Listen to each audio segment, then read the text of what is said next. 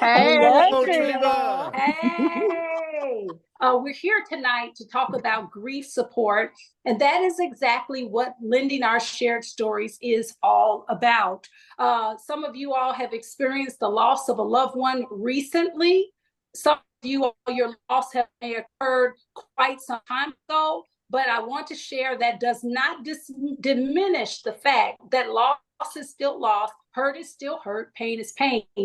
What I'm finding out in life and is that I meet a lot of people along the way and they say, I'm grieving someone who passed away 5 years ago, 10 years ago, and they're still grieving that individual who has passed away.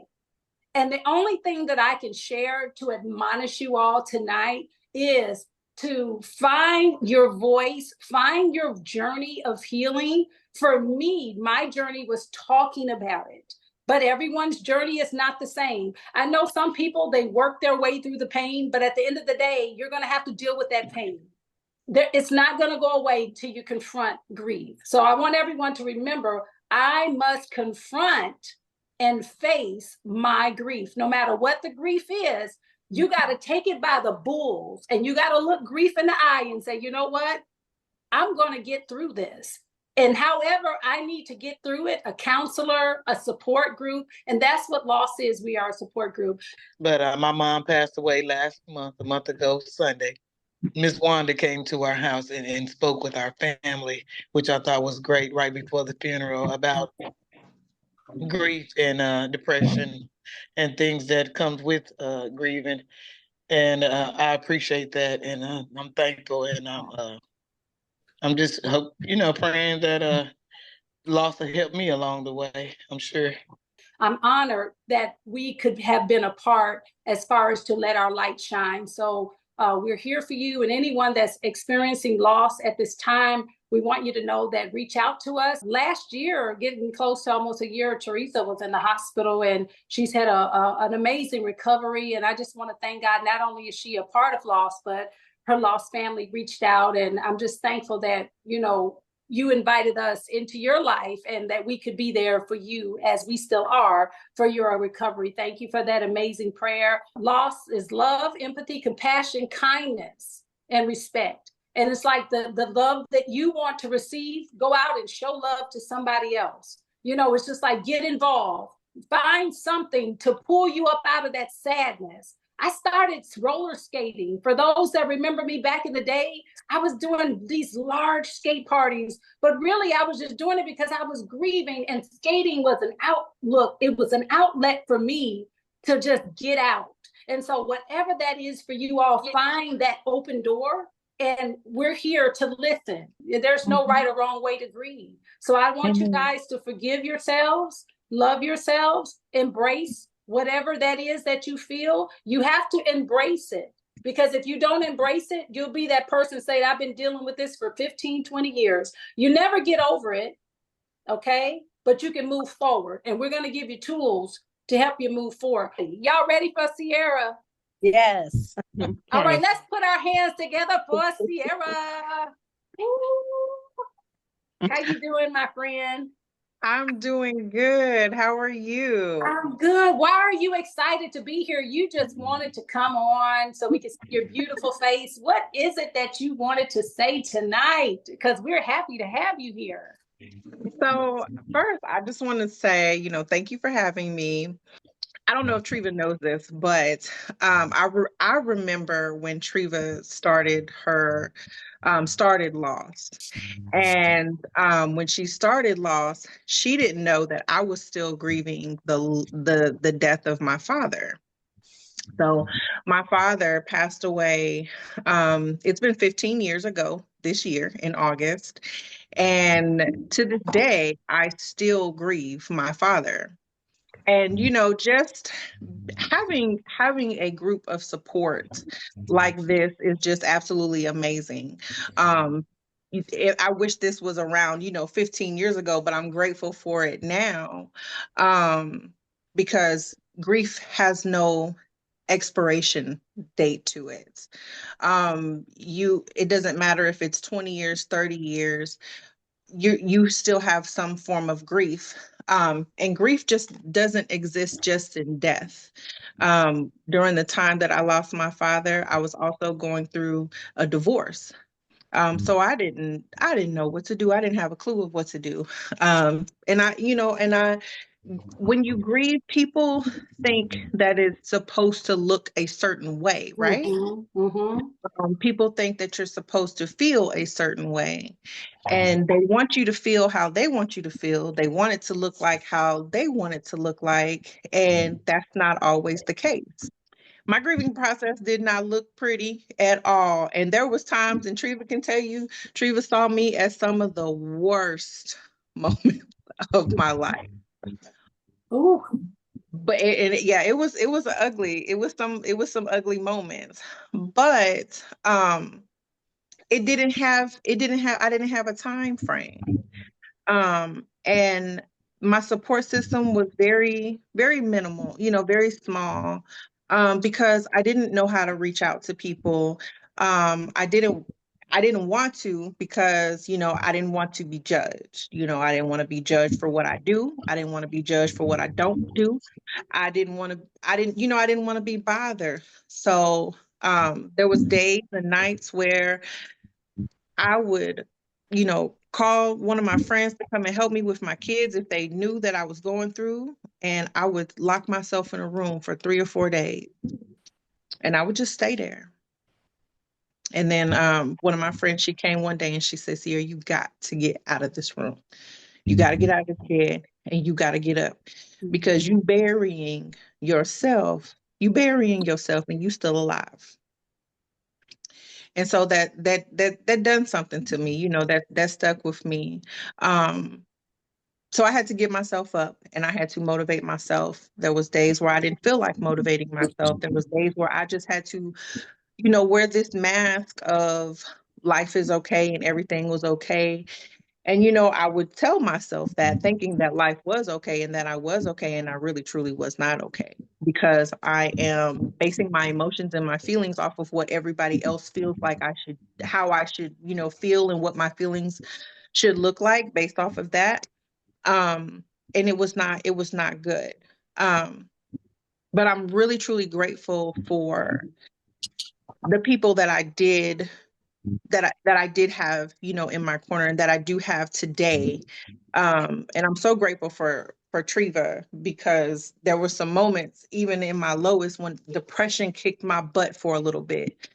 There were some moments when I just could be authentically me, but not authentically me, with my friend Treva, and it was okay. It was a safe space.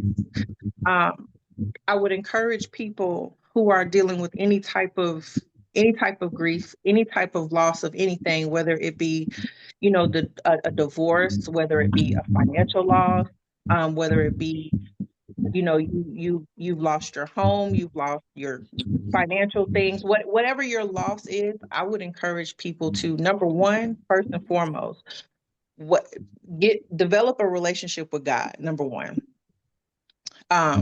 Prayer works, and prayer changes things.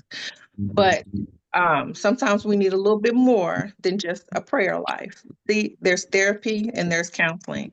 Never let nobody tell you that there's anything wrong with doing that. That's right. Those people have that gift to be able to do that for a reason. Utilize resources, utilize people that are safe spaces for you.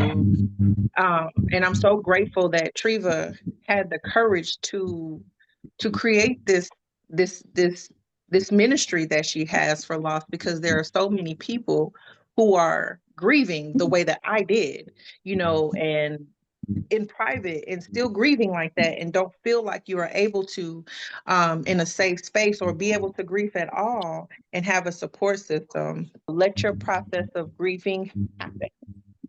Um, and just find a safe space or safe people to lean and depend on during that process with you, no matter what it looks like and no matter what it feels like. Know that it's okay to grieve. Okay, ladies and gentlemen, know it's quite normal. Don't let the voices out there talk to you and tell you different, because they will. Oh, why are you crying again? Come on now. He's been gone or she's been gone a while. Just do you have to cry about? No, don't listen to them voices, okay? Do what is best for you, okay? Forgive yourself. And you know what, Teresa, I'm so thankful when I look out on this Zoom and I see all of you all. Some of you all have not had a loved one that have passed away, and you might be like, Treva, I'm really okay. But the fact that you're here because you're lending out your ear to help somebody else as they can get this pain off of their chest and they can expound and share, man, it helped me heal.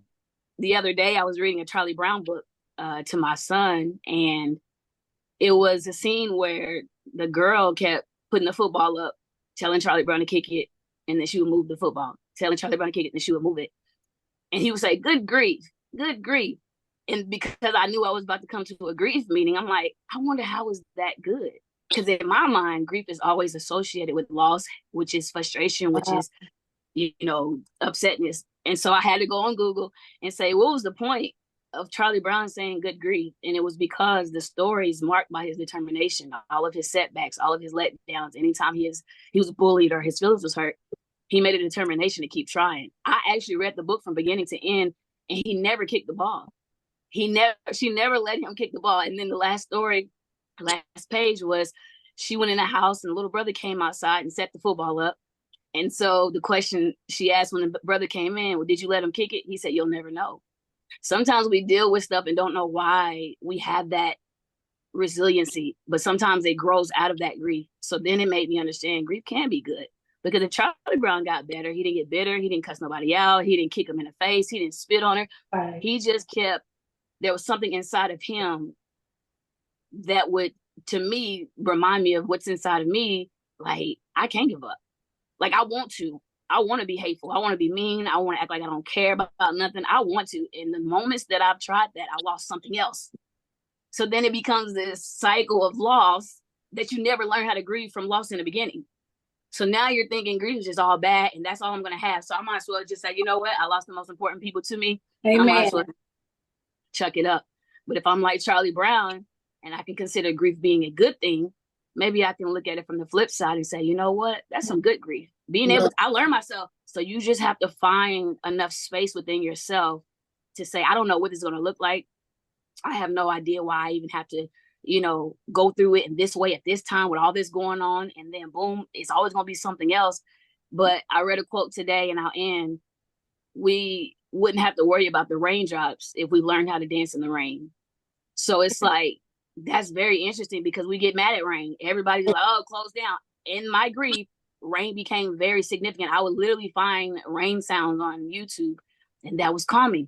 But I learned that. So again, it's like good grief. Like, yes, I'm frustrated. Yes, it's hard, but it comes with other things that prepare you for other things in life. I would say to people, I lost the biggest monument in my family, which was my grandmother. That was before my granddad died. And then I said, I lost the even greater monument in my family. And that was before I lost my job. And that was really a loss because how can I even pick up the pieces from that emotional grief to try to keep myself afloat? And it was just like, I couldn't stop it. But what I've learned in all of those moments is that those heavy rains really teach me that there's a difference between heavy rain and sprinkles. So now I got to stop mixing sprinkles every single time I'm going through something because I never learned how to deal with, again, learning how to dance in the rain because you can't make it stop. So I might as well just say, you know what, to heck with my hair, to heck with getting wet.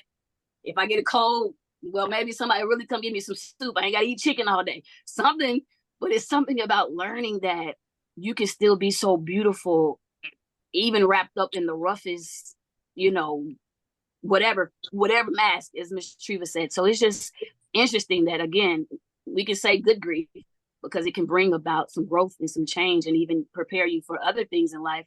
How many of you want to move forward? How many want to move forward?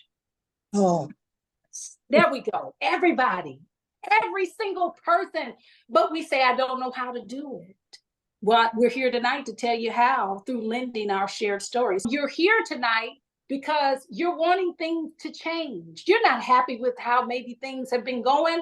I need to hear a positive word. And that's what lending our shared stories will do. Yes, you're going to hear some crying. You may hear some people, but how in the world am I going to get it out? Will y'all let me cry? Will you let me have a moment? Will you let me be myself? We say, oh, we don't want to, but yes, you may have to let it out. Let your voices be heard. Share your story.